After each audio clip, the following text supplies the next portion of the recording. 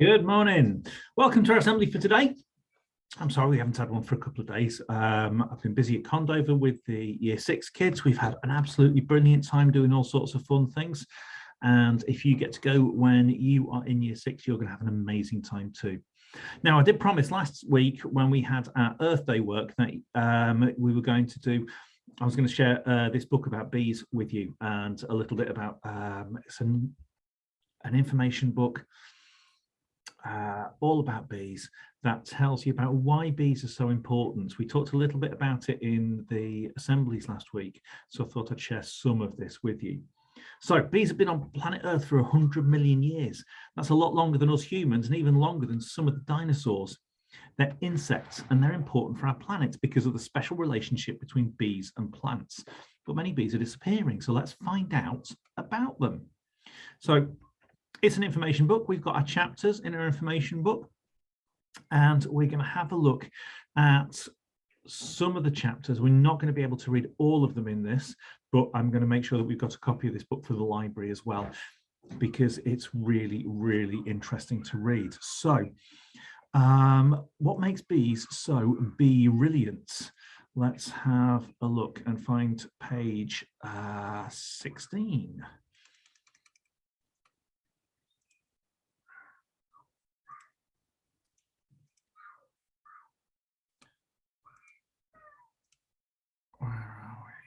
How does bee make honey? What makes bees so brilliant? So not all bees make honey like the honeybee does, but all bees play an important part in feeding as much of the food that we eat.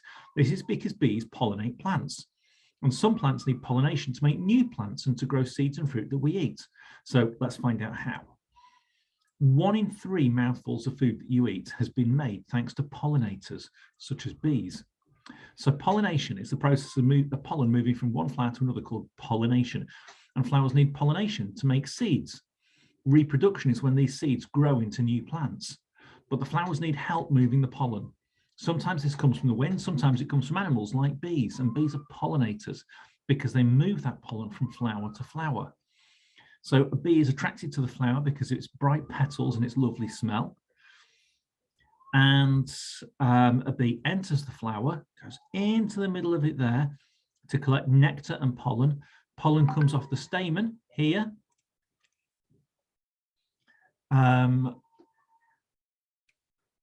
comes off the stamen part of the flower. And after visiting the flower, the bee's back legs and fluffy body are covered in the pollen. So what do you think happens next? What happens to that pollen and the bee? Have a talk, have a think. See if you can tell your teacher what the answer is. That's right, the bee visits another flower to collect even more pollen and nectar. And at the next flower, the pollen falls off the bee's body, gets stuck onto the sticky part of the flower called the stigma. And the pollen enters the flower at the stigma and down the tube to the ovary. And there it meets the egg. And that's when we start to get a seed growing that will grow into a new plant. So we need pollination because it helps the plants reproduce and grow fruit. And a lot of these plants are crops growing on farms, like the strawberries you can see here. And the crops are collected and sold as food. So that's really important. Bees pollinate almond trees. Almonds are used to make cereal. Bees pollinate the coffee plants, which grows coffee beans used for coffee. Bees pollinate orange trees. And the trees grow the fruit juice used to make orange juice. And they pollinate the strawberry plants for jam. So there, with those things, we've got breakfast.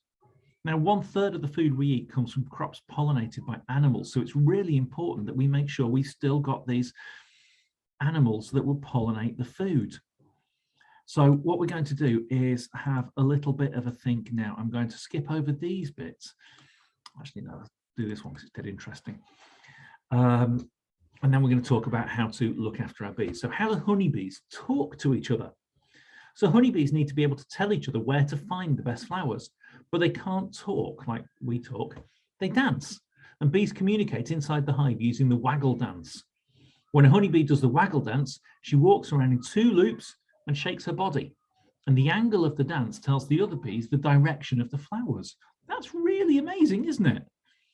The dance also tells the other bees how far away the flowers are.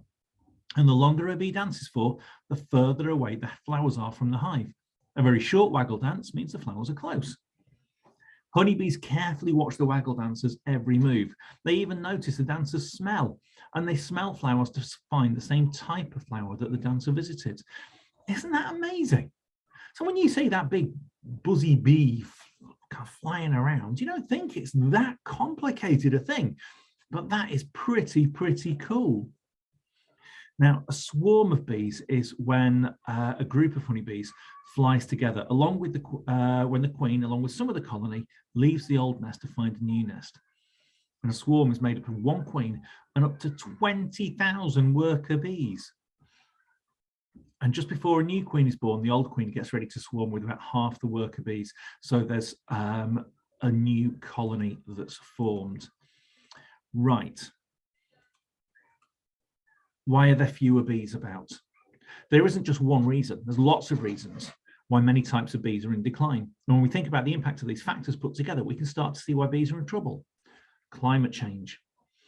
Climate change has changed the environment where bees and plants live, making it hotter. This makes it difficult for plants and bees to survive. Loss of habitat. The habitat is where the bee lives, and bees like to nest in areas where there are all sorts of wildflowers and grasses growing. But humans are destroying these habitats to build more roads, cities, and farmland. And this means there are fewer places for bees to live. Disease. Humans are moving different types of bees all over the world, and moving bees from place to place unnaturally also moves diseases, making many bees unhealthy. And pesticides. Pesticides are chemicals used on crops to help them grow and keep away insects that might eat the plant. But these chemicals can be dangerous for bees. If bees collect nectar and pollen from plants that are covered in pesticides, they can become very ill. So what would we do if we didn't have bees? Without bees, we might not have some types of fruits and vegetables. We would risk losing meat and dairy products because we feed farm animals with food made from pollinated plants. And without a variety of fruit and vegetables to choose from, our diet will be limited and unhealthy. We might have to eat things like a lot more bread because we can produce bread without the bees. We'd have to find new ways to pollinate. Can you imagine having to do the job of a bee, taking the pollen from one flower and putting it into another one? Scientists are working on a robo-bee that would have the technology to pollinate, but will never actually be able to replace bees. Robots and humans doing the job are very, very expensive ways of doing this. So why do we need to help bees? Well, by helping bees, we also help a lot of other wildlife. With fewer bees, other plants and animals in the environment could be in trouble too. Buzzing bees spend their days pollinating plants. The plants include crops such as vegetables and fruits, and with fewer bees, fewer fruit and vegetables, and fewer things that would eat those. By pollinating plants, the bees help wildflowers too. Mammals rely on areas of wildflowers as places to live and find food. Wildflowers give insects a home. Birds nest in areas with wildflowers, eat the insects, seeds, and berries. So all of these things rely on the bees. So what can we do to help? We can plant bee-friendly plants like I showed you in my garden. We can be calm. Don't be scared of bees. If a bee flies near you, stay calm. Move away slowly. You're not a flower, so it will buzz off. Be in the know. Become a bee scientist by learning more about bees. Have a look for this book in the library and spread the word. Maybe we could think about how we plant more bee-friendly plants in public places or bee hotels. So have a think about making a bee hotel at home. So lots of bamboo stems, put them together inside an empty 2-litre plastic drinks bottle, tie it up, and you've got somewhere for the bees to live. So a bee-friendly garden, lots of flowers, leave some weeds to grow, don't use the chemicals, and we will be looking after the bees. So there we go, guys, lots of information. I hope you find it really interesting and helpful, and I hope you can be friendly to the bees in your home as well. I'm going to have a look on Amazon now, and I'm going to buy a couple of copies of that book for the library so that you can have a look at it as well. See you soon, guys. Bye-bye.